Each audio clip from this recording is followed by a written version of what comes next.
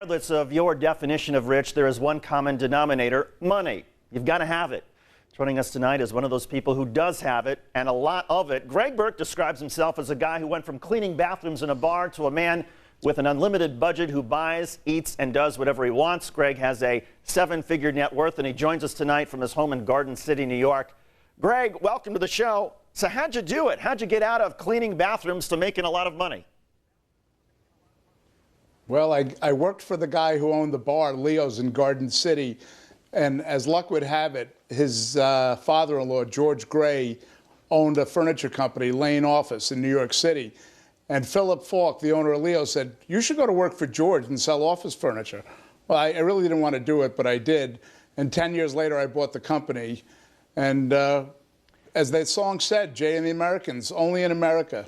It truly is the land of opportunity. How, though, were you able to go from working for this furniture company to actually buying it within 10 years? How did that work? Well, I got lucky. The guy who was running it was the owner's son-in-law, and he really was running it into the ground.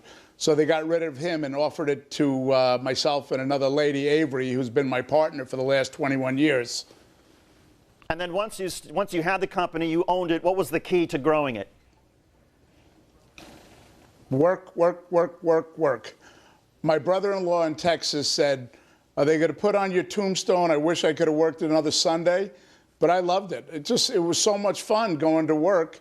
And I said, well, here's my opportunity to build a business and to make something for what I sooner or later would figure would be my family.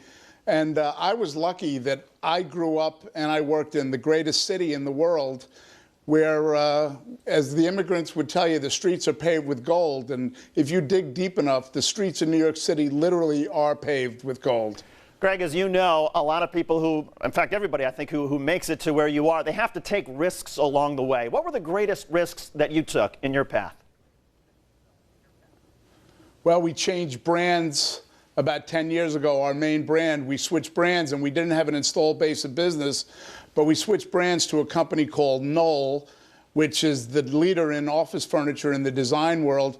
And then we went into a business that really didn't exist, which was the modular interior construction business with a friend of mine named Mogan Smed. And that company is called Dirt. And we built that company into the largest manufacturer of modular interiors in North America today. And I was lucky enough to get in early with my friend Mogan's, and it's been an incredible ride. So we went from no business to a couple of $100 million in business over the last 8 years or so. Oh, and finally, Greg, for younger people who want to follow your path, be a successful entrepreneur, what's the one piece of advice you'd give them? Work hard, make friends, network, make a lot of sales calls. Call on people when they don't have any business. Once a client has business, they don't want to see you. So you got to go out and make friends and just make a lot of sales calls. If you're going to be an entrepreneur, meet as many people as you can. Greg Burke, a success story, an American success story. Greg, thanks so much for being part of the program, and congratulations to you.